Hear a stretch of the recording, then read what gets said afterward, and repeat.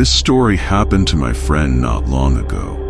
Recently, he had become incredibly strange, withdrawn, constantly on edge, afraid of something he couldn't explain. He hardly ever left his house. Whenever I asked him what was going on, he would insist that it was better if I didn't know, for my own safety. One evening, we were drinking at his place, and after some time, he finally opened up. It all started last month. Yura, my friend, woke up in the middle of the night to the sound of someone slowly ascending the stairs outside his apartment. The odd thing was, no one else in his family had been woken by it. The footsteps were deliberately slow, echoing through the stairwell, accompanied by the loud tapping of something metallic. After every third tap, there was a brief pause before the sound resumed, continuing its unnerving climb. When the noise stopped outside his apartment, Yura crept towards the door and peeked through the peephole. What he saw sent chills down his spine. A figure stood with its back to him, a man in a tattered, dusty overcoat, gripping a long cane. For a moment, the man seemed to ponder which way to go. But then, in one swift motion, he turned around. Yura screamed.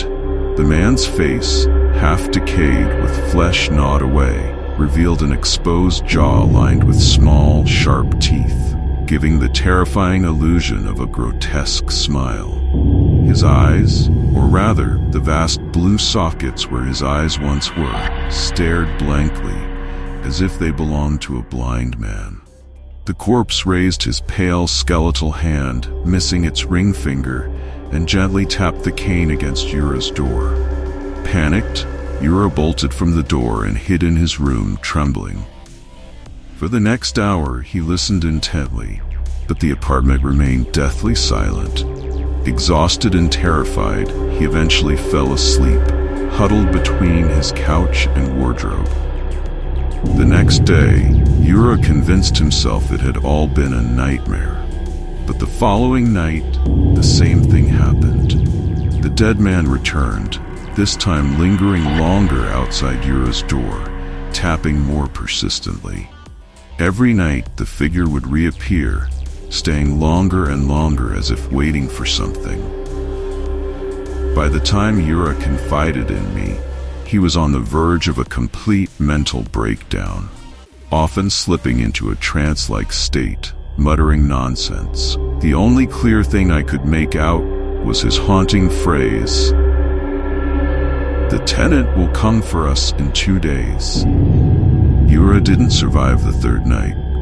His neighbors found him the next morning, lying in front of his open door, dressed in his house clothes, as if he had been trying to escape. There were no signs of struggle, no wounds, just a sudden failure of his heart in a man who had always been healthy.